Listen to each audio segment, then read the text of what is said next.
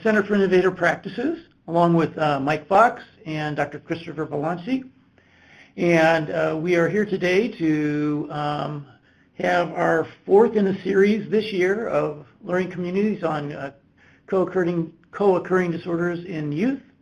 Today we're going to be talking about ADHD, developmental trauma, and psychoactive substances. And throughout, we welcome your feedback. We welcome your questions.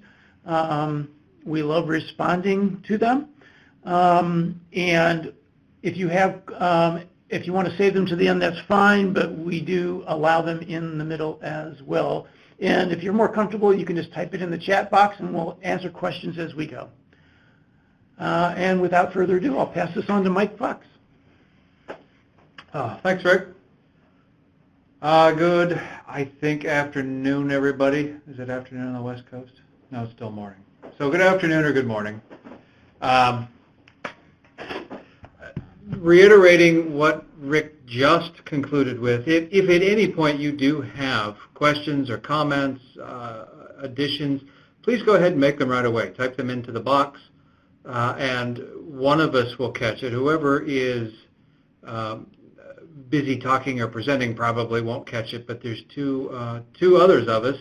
One of us will catch it, and we will respond in stride that way rather than saving it to the end. And if you're anything like I am, I forget by the end, and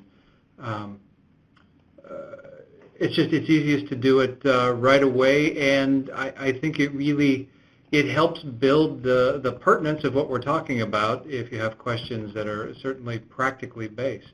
So we'll tackle those and be happy to tackle those right away. So like Rick said, this is our fourth in this series.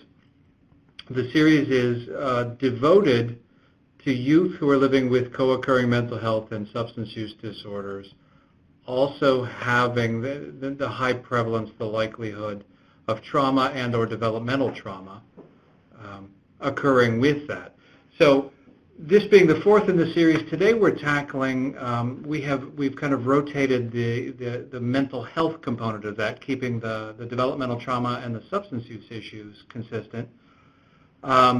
We have tackled anxiety, we've tackled depression, we've tackled externalizing disorders, and externalizing disorders were last. And ADHD is a natural progression from the externalizing disorders because of the high overlap, and we're going to talk about that today.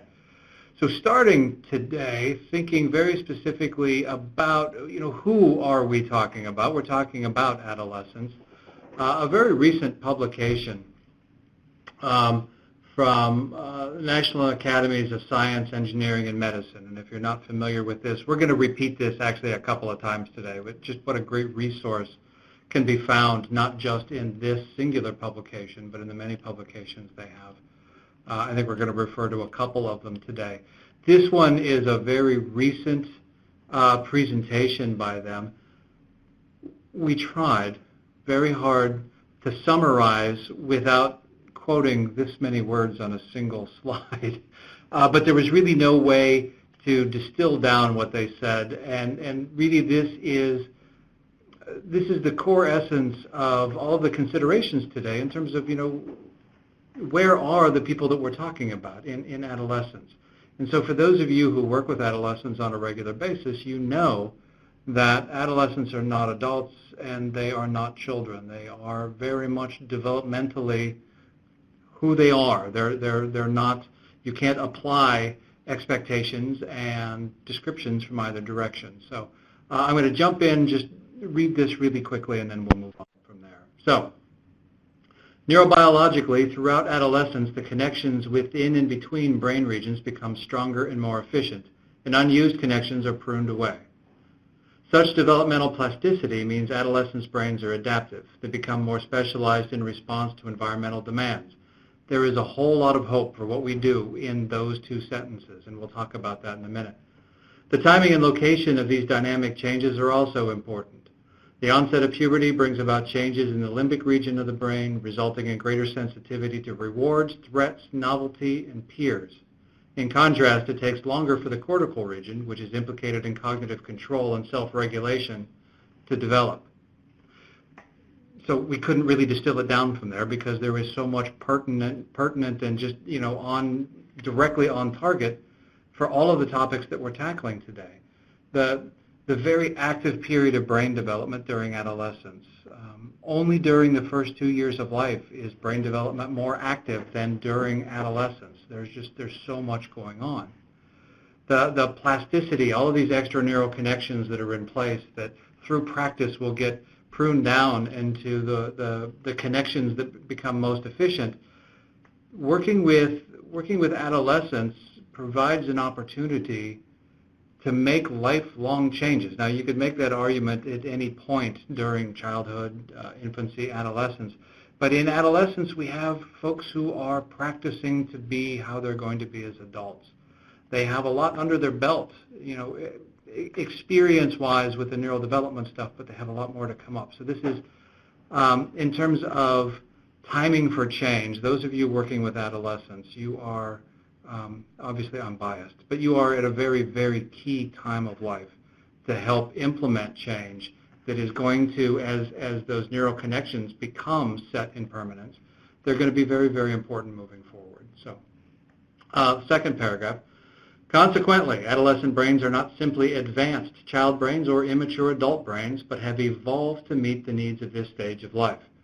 Indeed, the temporal discrepancy in the specialization of and connections between brain regions makes adolescence unique. The developmental changes heighten sensitivity to reward, willingness to take risks, and the saliency of social status, propensities that are necessary for exploring new environments and building non-familial relationships. Adolescents must explore and take risks to build the cognitive, social, and emotional skills necessary for productivity in adulthood. And again, in this, I think that there's a lot of support for hope in this, in that it describes the sometimes very frustrating stage of life of adolescence from an adult perspective, because they lack the consistency that we expect in adults, because they're practicing doing things in different ways. And the way they're wired means that they are wired to be a little bit more impulsive, or a lot more impulsive, depending on how you frame that and what's going on with the individual youth. But they're supposed to take more risks.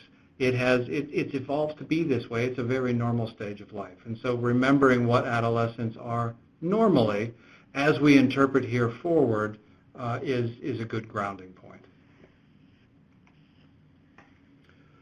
So the left side of this really just repeats everything that was just said, and because we haven't quoted it enough, here's one last quote from The Promise of Adolescence from the NAS. Because adolescents comprise nearly 1/4 of the entire U.S. population, the nation needs policies and practices that will better leverage these developmental opportunities to harness the promise of adolescence, rather than focusing myopically on containing its risks. And I think from our perspective, especially in what Rick and I have done for a long time, focusing very specifically on adolescence and family structure, for a long time it has been, I don't want to say ignored, but it has been framed from ways that haven't really been all that helpful, and that is that myopic containing of risks. So recently, encouragingly, there has been a recognition, certainly supported by this publication that we're citing, a recognition that 1/4 of the population is developmentally unique unto itself, and there is a lot of opportunity here to affect change that is meaningfully designed for where they are developmentally, and certainly developmentally within the family structure. And so that's the way we're going to frame things moving forward today. One of the things I want to add here, Mike, is that, when we think about ADHD, you can also think about it as a developmental disorder and how it affects the brain. And while other folks' brains are pruning and doing their thing, the brain of someone with ADHD continues to have executive functioning issues, and it doesn't operate in the same way. And so more and more we're hearing ADHD be referred to as a developmental disability. Yeah, and that's a really good framing and understanding for that. So, And I think the way that we will talk about it today, it will certainly fall within that conceptualization. So, and segueing from conceptualization, this is just one of the many ways that we use to conceptualize what's going on in the life of a youth. This slide, if you have been with us for our previous presentations, focused on these adolescent intersections and these intersecting areas. This is not specific to ADHD with the other two. This is just a way that we help conceptualize what's going on with the youth, because adolescents are expected to make decisions in the direction of adulthood, yet they are also still expected to answer to all adults. And so there's many domains that they operate within, and then what's going on individually for the kid. So for the kid, him or herself, individually, within that bigger circle there in the center, there's three medium-sized circles that represent physical maturation, sexual maturation, and brain development. All of this is actively going on for every single teenager. Now, focusing down a little bit more specifically from that, for the teenagers that we're talking about today, we're talking about teenagers who are wrestling with an extra bit that's going on, and it's going to impact the direction of that development and the interaction with these other domains that are listed here. The family domain, the school domain, what's going on in the community, and certainly very importantly with peers as well. So in those three overlapping areas that we're talking about, mental health, substance use, and trauma. And the mental health today is substance use. The mental health is ADHD. The substance use, I'm getting ahead of myself. We're gonna refer in general to really all substances, but the big one that we are going to pay attention to today is cannabis, just because of the high prevalence in terms of what we're talking about today. And this is a really good slide also to emphasize the impact that ADHD has in each of these areas. We'll talk more about this, but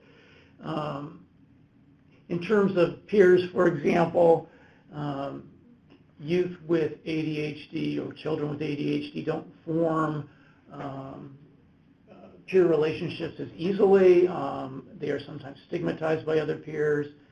Families are at odds trying to deal with these kinds of behaviors and maybe not necessarily know how to work best with them. And typically ADHD kids don't do so well in school, and they fall behind. So it's really important to pay attention to the impact in the different functional domains for ADHD. Yeah, and we can consider substance use that same way too, having those impacts, developmentally within the youth, but then also within those different domains, and how that has reciprocal impacts. And we'll talk about that and expand that in just a minute. This slide is similar to one that we use in all of the adolescent intersection ones. We try to update the statistics a little bit, or the direction of some of the areas of overlap, just some initial talking points. I think the one on the top left has remained the same, and this one is just so pertinent that we can't take it out. And certainly when we're talking about ADHD today, one of the requirements for ADHD is that we notice the impact of ADHD, we notice the symptoms of ADHD by the time the youth is 12 years old. And that has just recently changed, and really it changed so that we could diagnose adults better. In the 4 and preceding, it was 7 years and on or under. So half of all lifetime experiences of mental illness start by the age of 14. That's half of all the lifetime experiences. That's not active, but if at any point in a person's life they are going to experience a mental health disorder, half of those start by the time the person is 14 years old. So that's really significant. That takes us, back to the promise of adolescence, and saying that 1/4 of the population, we should really be focusing very specifically and developmentally targeted on areas for children and adolescents, because half of all lifetime cases begin by the time you're 14 years old. This prompted the National Institutes of Mental Health to refer to mental illness as a chronic condition of the young. Again, my perspective is biased on this, but it seems like a lot of the research and a lot of the targets that come out of that are focused on adults, but really this is a condition of youth. On the other side there on top, this is per the NCSA, which is the National Comorbidity Study, the Adolescent Supplement. Lifetime prevalence for ADHD, our target today, between 13 and 18 years of age, almost 9% overall. And we've referred to the NCSA quite a bit in the previous ones if you've been with us. They differentiated overall prevalence and then with severe impairment, and we've talked about why that is before. But with severe impairment, crossing a line that is most definitely causing impairment in that kid's life and crosses the line without question into diagnosability is about half of that at 4.2%. Most of the statistics say that about 9% of youth combined for all genders and all races and cultures in the U.S. is about 9%. So, bottom left, teens who have experienced physical or sexual abuse are 3 times more likely to report past or current substance use. Moving forward, a theme that is going to be repeated here is the identification and the presence of one of the 3 areas that we're talking about today, whether that is ADHD, really, or externalizing disorders in general, but ADHD, developmental trauma, or substance use predicts a very high likelihood that those other 2 are also going to be there at some level. Not necessarily at the severe impairment level, but they're going to be there at some level. So. And then the last one, vaping, pulling that one out for substance use because it's so much of a growing concern. And why is it a growing concern? Because who's doing it? It's teenagers and young adults that are really leading the charge there with vaping. In just, what week is this? I don't remember if it was earlier this week or last week. The CDC pointed out that it was like 14 states have identified these unidentifiable lung issues, and they're connecting that with vaping, and we don't have enough history with vaping to say what are the concerns with it. So, and we're going to talk about vaping as it comes to especially marijuana here in just a little bit. But the prevalence is pretty high among teenagers. So, the good news is cigarette smoking continues to decline to historically low levels, to levels as low as we have ever seen before. But the bad news is, it's being picked up and balanced by vaping. So, anytime in the last year, you look at that 12th graders, over 1/4 of all 12th graders reported having tried vaping in the last year. So, good news, bad news, but there is a lot of cautionary attention to be paid towards vaping. So in terms of our conceptualization, some different ways, we love circles in terms of kind of guiding conceptualizations of what's going on. And so the 3 circles that we're talking about today, pulled out of that big youth circle there in the middle, we're looking at mental health, substance use, and trauma. And as we conceptualize them individually, but they can't be in practicality conceptualized individually. They have points of overlap. And so when we think about it, mental health can overlap with just substance use. It can overlap with just trauma. But it also has points where it overlaps with both at the same time. And that's true for all 3 of those. This is coming from what at this point we can say is a more traditional conceptualization of co-occurring disorders. And at the Center for Innovative Practices, where we've focused on youth, and we have paid very specific attention to youth with co-occurring disorders, we started out by thinking classically what was called classically dual diagnosis. That is, there's something in the mental health range, there's something in the substance use range. And so, classically it was the 2 sides. And as we conceptualized it, we understood that mental health existed on its own and could be identified by itself. And the same thing on the other side, then substance use existed by itself, substance use disorders, substance abuse, however you want to really frame that, existed by itself or exists by itself in the individual and can be identified by itself. And so one is not a result of the other. That is, that they both exist independently, but That being said, they both exist independently. They overlap in ways that you cannot separate. So we can identify them and try to understand the etiologies and the contributing factors individually, but practically we can't separate the two. So they have a mutually influencing relationship, and they influence each other back and forth. So that's where we started in our conceptualization and our understanding of youth with co-occurring disorders and thinking about co-occurring disorders.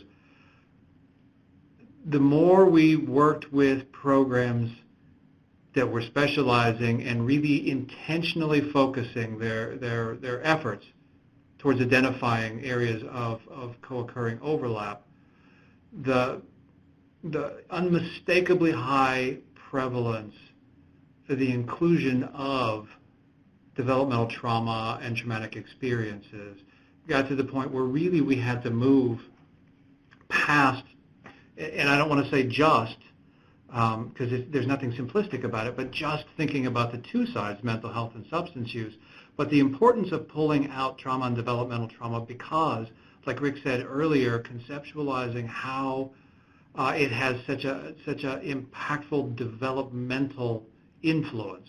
And so separating it out unto itself, not including it on the mental health side, but really including it by itself for the considerations and the drivers that it has. So mental health concerns they very strongly predict substance use concerns in adolescents. Substance use predicts that there is actually even more strongly than anything else. If you identify in a teenager substance use issues and substance use needs, that predicts the co-occurrence of mental health issues being there at a really high level, over 70%. Both mental health and substance use then predict some type of trauma, and we're going to talk about that in a couple of different ways today. But once you see co-occurring mental health and substance use, the prediction that there is trauma preceding that is very high. But then there's also the prediction that trauma is going to follow that. Because when a youth is living with mental health issues and with substance use at some level in their life, the situations that they find themselves in put them at a much higher risk for running into trauma in the future too. So one begets the other, and it can snowball pretty significantly.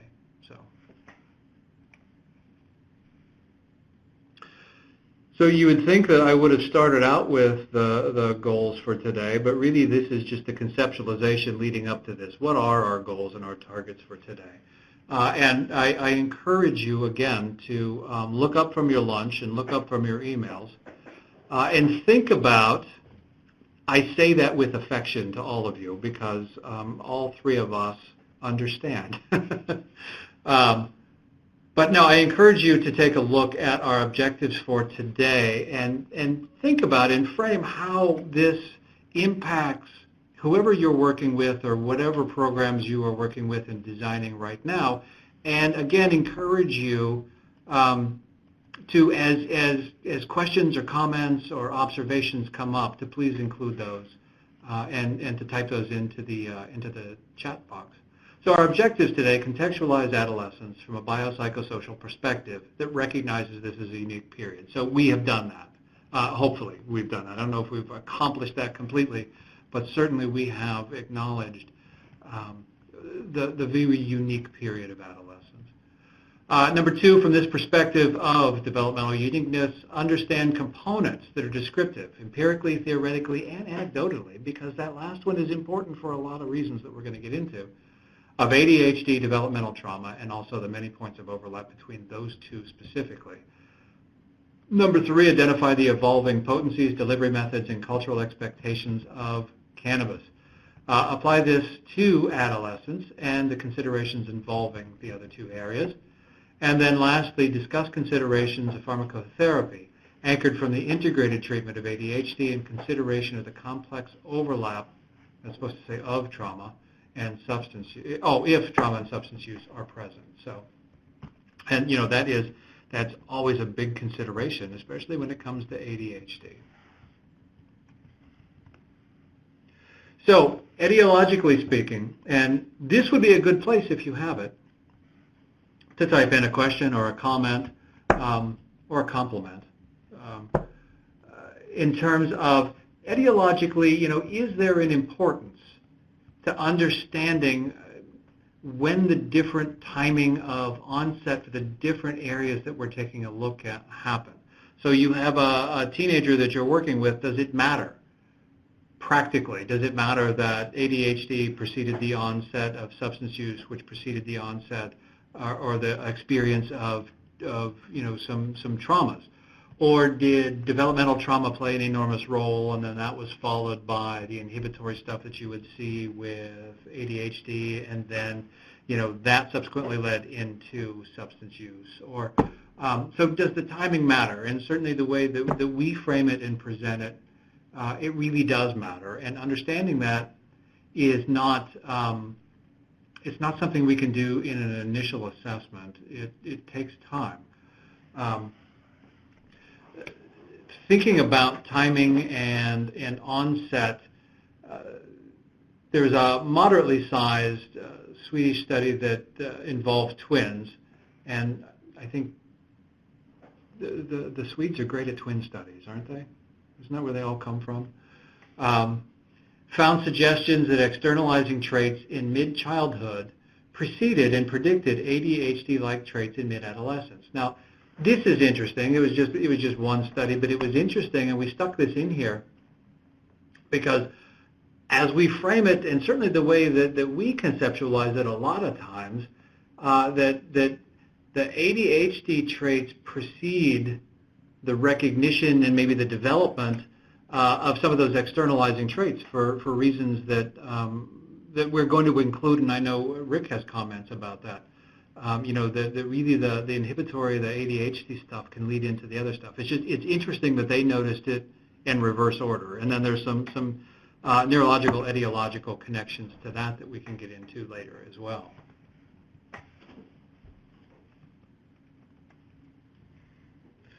All right. So jumping into very specifically and looking at the three areas individually first before we take the integrated approach. So specifically looking at ADHD, and so broadly starting out with a DSM with the diagnostic criteria. We're not going to go through all of them, but just kind of broadly. In the chapter, the neurodevelopmental disorder chapter, where we find ADHD in the DSM, included there are intellectual disabilities, communication disorders, autism spectrum disorder, specific learning disorders, and motor disorders, in addition to ADHD. So this first quote, I stuck this in here because it kind of amused me. The neurodevelopmental disorders are a group of conditions with onset in the developmental period. Now, it didn't amuse me because I think that that's funny. It just amused me that the authors said during the developmental period, because to me, that says that the authors of this chapter are not Ericksonian in their perspective. With Erik Erikson saying that development occurs over the course of the entire lifetime. So I think that I certainly understand their intent there. During the developmental period, this would be depending on your perspective, but the DSM does outline that it goes through at least about 25 years of age.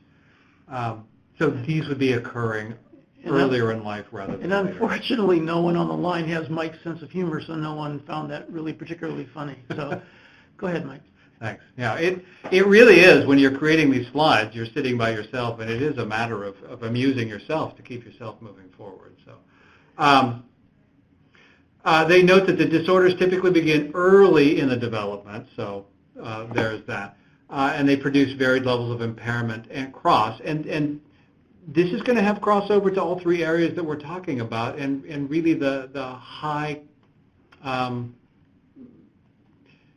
similarity in the symptoms here, in personal domains, social domains, academic or occupational domains.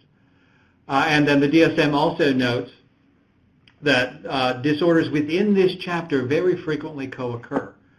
And that is in parentheses and in bold because it's quite possible that really our small group is the only one out there making the semantic argument that recently we have come to use the term co-occurring very specifically focused on the co-occurrence of mental health and substance use. Previously, referred to very commonly as dual diagnosis, and sometimes it still is, but we're moving away from that because of the things that are involved in that terminology. So co-occurring, as we are going to use it, is very specific to the co-occurrence of mental health and substance use.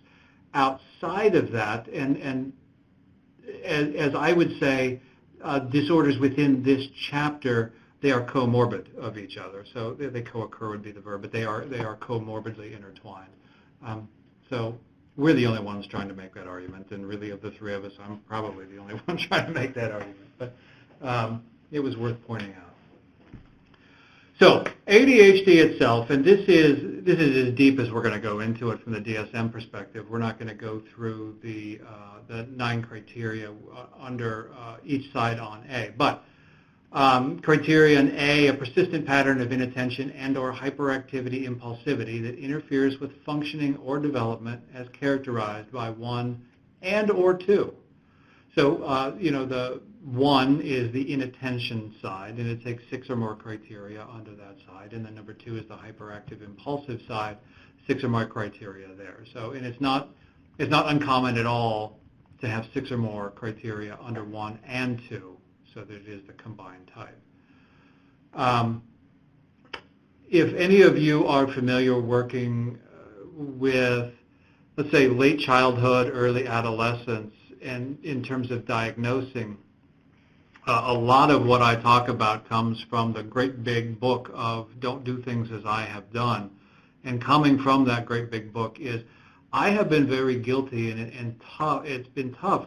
I miss inattentive only type a lot. I don't know, misdiagnose or just miss it, because inattentive only type is easy to miss. They don't come to people's attention quite as readily as the hyperactive impulsive side. And from working with youth wrestling with co-occurring disorders and the many other factors and the domains that go along with that, the externalizing side associated with hyperactivity and impulsivity was just an expectation. And there's a good lesson in there, and that there is the importance of continually screening and continually taking a look for things that could have been missed. And so screening and continued screening is very important. So that's my lesson based on how I have probably not done things as well as they could have been done. Criterion B, several symptoms are present prior to age 12, and so that's new to the 5. It used to be, I think it was 7 years of age. C, several symptoms present in 2 or more settings, and that's obvious for a whole bunch of reasons. D, symptoms clearly interfere with social, academic, occupational functioning. And so D is the deciding point on really, it's the deciding point on making a diagnosis in general, regardless of what that diagnosis is. We can have symptoms present, and coming from the National Comorbidity Study, when they looked at adolescents, from randomly selected adolescents, 50% of adolescents randomly selected met criteria for at least one disorder according to the DSM. It's because they had symptoms present according to the really adult normed, based on consistency, consistent presentation expectations that symptoms have. And adolescents do not have a consistent presentation. So it's easy to have symptoms that are clearly there, but do they cross that line? So that's something to consider for making any diagnosis, and focusing here very specifically on ADHD. Any not better explained by another mental disorder, and really that's the rub here when we're talking about the overlap of the 3 different areas. Is this better explained by another disorder? So how do we differentiate this from developmental trauma? And if there's a clear answer to that, please somebody type it in, because having a clear answer on that differentiation is very, very difficult. And then substance use can certainly mask or exacerbate things quite a bit. Just a prevalence slide, and this one is based on that National Comorbidity Study where 8.7% met criteria based on symptoms, but then when they took a look, is this causing a severe impairment, it's about half of that. The female-male differentiation is very significant, and I think that there's a lot that we could say on that. I'll let you process that internally in terms of the differences. Are they truly biological differences, or are there differences in identification and expectation there?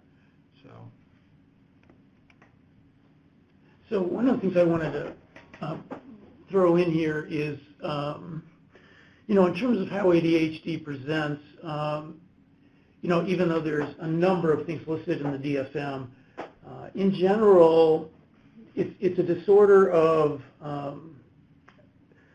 cognitive control problems, inability to inhibit behaviors. That's the impulsivity part. It's a disorder of motivation, and it's a disorder of difficulty with waiting for rewards, so there's delayed gratification. They don't delay gratification well. In addition, there's some good information in the literature that basically says the kids with ADHD that don't do as well have what they call impulsive anger. And those are the kinds of kids that may do less well in school, not form good relationships, end up with other peers not doing well, and using substances. The reason I wanted to bring up those four things, in particular impulsive anger, is when we think about boys in particular, and we think about predicting suicidal ideation or gestures or attempts, one of the key factors is impulsive aggression, linked with depression. And when you have both of these together, those for me are red flags for when I'm working with the youth around either suicide ideation or anything related to that. So kids with ADHD, in my experience, can be challenging to say the least in terms of, but there's a real risk to these young kids, especially if they have an aggressive component to them and a depressive component to them. And I wanted to bring that to your attention so that when you're working with them, you also assess for safety and risk. We have a question. Yeah, and a really significant one. Thank you, Denise Davis. Go ahead. I noticed the African Americans had a higher rate of ADHD. Has cultural bias been considered? Yes, by practitioners. And I think the research is trying to move in that direction. And I can speak to our experience in terms of that cultural bias and the expectations therein. Yeah, absolutely. There is from my perspective, I should say. From my perspective, there is absolutely a cultural bias there, and I think that there is also a gender bias there too. So African American males being the highest, and externalizing disorders and ADHD are very, very highly identified in males and certainly in African American males. And so I think that does come from a cultural interpretive bias. And I think Denise is still typing, but we can wait for that. Yeah. Okay. So I don't have immediate solutions to offer for that. Denise, if you do, I would love to hear them. So, medication use. This is statistics saying around that 9% that we had indicated before that a lot of the prevalence rates look at. When you think 8.8%, out of 100%, that's pretty low. But when you think 8.8% of all children, this isn't just adolescents, but this is all children, almost 9%, almost 1 in 10 in any given classroom. And how many of them are not in classrooms? Because a lot of the kids that we work with are not in traditional classrooms, are living with symptoms that are similar to, if not this actual disorder. So, but of those, about 2/3 currently on medication, about 1/3 not currently on medication. And so, luckily for all of you, and certainly very lucky for Rick and me, we have Christopher Belancy on the line, and I'm not putting you on the spot right now, Christopher, but we're going to be talking about medication throughout, especially towards the end of this, and considerations of, are there times when it's okay not to use medication? How do we consider medication if the other two areas are also present, and what are the considerations there? So just kind of leading into that. And I'm happy to jump in. This is certainly an area of child psychiatry where medications can be very effective and helpful. And I really like the way you did that longitudinal kind of timeline looking at other variables, because trauma for me, particularly developmental trauma, is kind of the great diagnostic masquerader, meaning it can present itself like so many other things, and ADHD is a very common one. So if you think about how a young person is going to be scanning their environment for signs of safety, they're going to look distracted to the teacher or others in the classroom setting. And they may end up getting pulled for an ADHD diagnosis, but if people aren't asking the questions about, well, what is distracting to you, or what are you focused on other than math or reading or the task ahead, then we're not necessarily going to pick up on trauma as being the driver for that. So I think it requires inquiry. It requires specific asking about adverse childhood experiences, and specifically traumatic experiences, and particularly those that are happening in real time, in order to be able to help delineate whether or not this is trauma driving the behavioral sequelae that's being characterized as ADHD, or whether it's truly ADHD, or whether there's overlap, because children with ADHD also are overrepresented in diagnoses around trauma, and whether or not it's the trauma that's driving the ADHD diagnosis, or whether these are truly co-occurring conditions. And then you bring in the substance abuse or substance use, and it further muddies kind of what's driving what.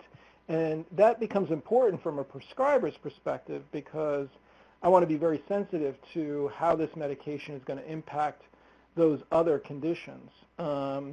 Ideally, positively, but I have to be aware that sometimes negatively, both in terms of potential side effects from the medicine, and primarily with ADHD, we're talking about stimulant medicine, and then also diversion issues. So you've already got somebody who's impulsive, who may have experienced trauma, and may be using substances, and then I'm giving them a substance that can be diverted and can be abused. And so it requires some really good alliance with the young person, particularly as they get older, adolescents, and having frank conversations with them about the way this medication can be abused either by them or by their friends.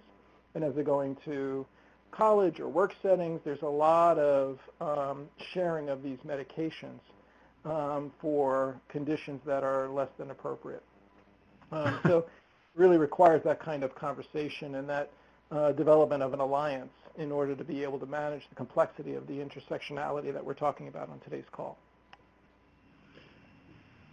Christopher, I have a question. Over the years, there has been, an up and down acceptance of ADHD medication, and and folks commenting on the overdiagnosis of ADHD, et cetera. And my comment has always been, the ADHD medication is probably some of the most effective medication we have for particular disorders, and we shouldn't, shy away from it when the child is, correctly diagnosed. But I don't know if you've run into a lot of the, it's almost like a reverse stigma. It's like related to, too many kids are diagnosed with this, I don't want them on medication. and yet medication can help them stay in school. So I don't know if, again, those are things that you've run into. Absolutely. I think there's concerns about, addressing the earlier question about racial bias and recommendations for medication, and concerns about whether or not African American youth are actually being prescribed at higher rates than Caucasian youth. The national data actually does not bear that out, but I think that's always a concern on a case-by-case basis. And then if you're, thinking about young people with active substance use issues or at risk of substance use issues, which all kids with ADHD would be, particularly those with the impulsive hyperactive version, then you really become concerned about how best to think about the role of medication. I also think when you're coming from the substance abuse world, I think there's a lot of tension in the substance abuse communities about the role of psychotropic medication, with substance abuse programs seeing it as it being just another crutch, if you will, or something that needs to get addressed through working the steps, rather than being seen as something that is therapeutic and supportive of sobriety. The data on long-term impact of stimulant use for young people with ADHD in terms of future risk for substance abuse seems to show if you actually are being appropriately medicated and maintaining that appropriate medication regimen, you're actually at lower risk for substance abuse later in life. And that untreated ADHD carries a higher risk for substance abuse and inappropriate medication use. So in that way, it almost seems like appropriate medication is, I wouldn't go as far as saying protective, but it's addressing some of the primary drivers that can be associated with later adult substance use. Well put, and I think it is protective based on what the literature is showing us in terms of if I can attend better, I can stay in school. I can get better grades in school. I can stay on target to graduate at the same time with my other peers. I can hang with peers, more conventional peers, if you will. So yes, I think it can be very protective. Thank you very much. You're welcome. Yeah, and one thing that really stood out to me as you talked about it, Christopher, was having a discussion with the adolescent, especially if they're older, him or herself, about protecting their medication, using it appropriately. I chuckled when you framed it as it's diverted for use that is less, I forget exactly how you said it, but less optimal. It was a nice framing. But when you're thinking about a kid who has lived with and been framed through developmental trauma, a lot of times the developmental trauma is at the hands of those that we trust the most, the caregivers. And so coming up with a safe plan for prescribing within the potential of a youth who has lived with developmental trauma and the ability of the caregiver to help manage that becomes an extra consideration factor. And hopefully, as we get towards the end of this to wrap up, we'll be able to talk about that just a little bit. And we have a question from Beth Boyle. Where does sensory processing disorder fall in the data? Beth, we forgot to mention at the very beginning that highly difficult questions that we cannot answer are not allowed. So thanks very much for your question. But seriously, it looks like sensory processing disorders and ADHD have similar manifestations, and that's going to get me back for that, and that's okay.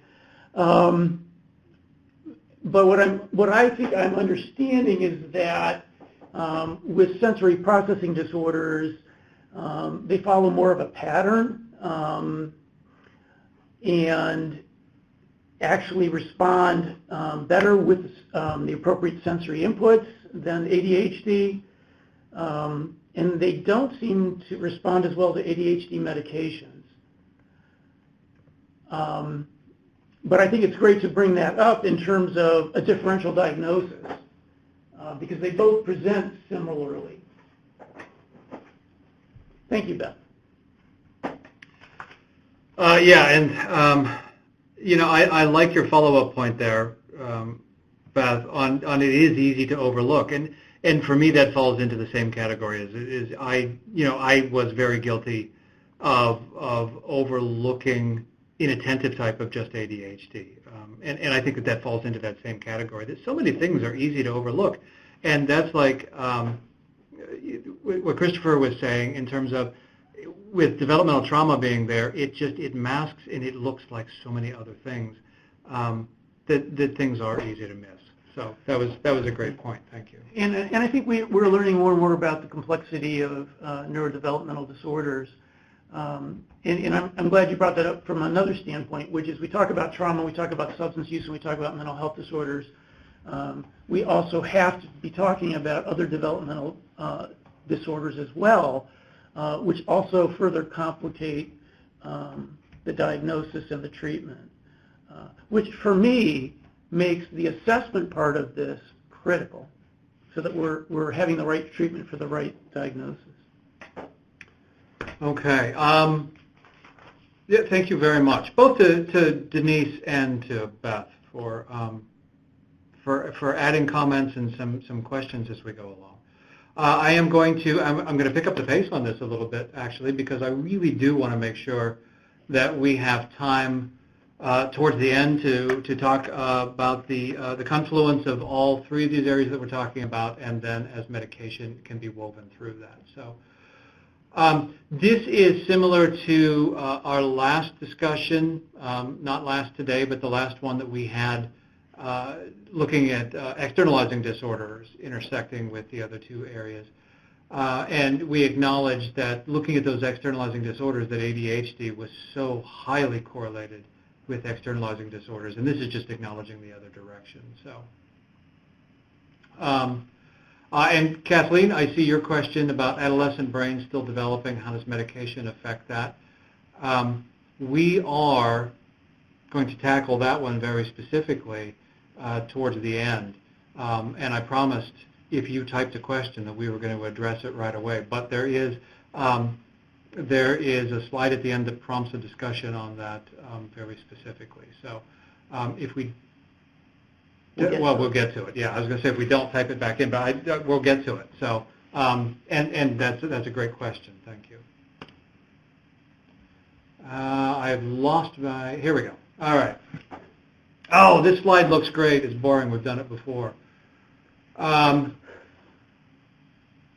We are going to we're going to move through trauma just a little bit more quickly. We have in our previous calls, we have tackled developmental trauma a little bit heavier than we are going to today. And so, if you've been on those calls, or if you are familiar with developmental trauma, as Christopher mentioned, and I just repeated, but it was so pertinent that the developmental trauma just looks like so many other things, and does it then lead to some neurological sensitivities that make developing youth and adolescents more inclined to move in certain directions? And so we're going to take a look at just very briefly an overview of some of the symptoms and some of the descriptors and some of the behaviors that are very, very commonly seen with youth who have lived with developmental trauma experiences. But you know what, just in case, we'll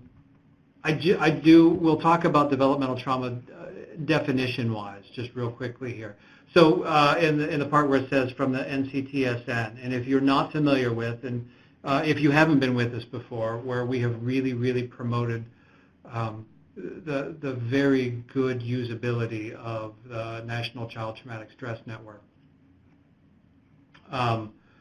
It's a fantastic, unbeatable resource. So from their definition of complex trauma or developmental trauma, describes both children's exposure to multiple traumatic events, often of an invasive interpersonal nature, and the wide-ranging long-term effects of this exposure. These events are severe and pervasive, such as abuse or profound neglect. They usually occur early in life and can disrupt many aspects of the child's development, and certainly that's the key message. And the formation of a sense of self. Since these events often occur with a caregiver, they interfere with a child's ability to form a secure attachment. And so what does that mean moving forward? Many aspects of a child's healthy physical and mental development rely on this primary source of safety and stability. So that's what we're thinking about very specifically with developmental trauma. And then from that, we can also add, individual, more the classic PTSD, individualized traumatic experiences. So coming from the trauma chapter, we're not going to go through definitively. So, as we did, focusing on the diagnostic stuff. But some of the stuff, and this is again coming from the NCTSN, some of the things that we see that look like so many other areas with developmental trauma experiences, especially in adolescence, when the importance of social interaction, social understanding of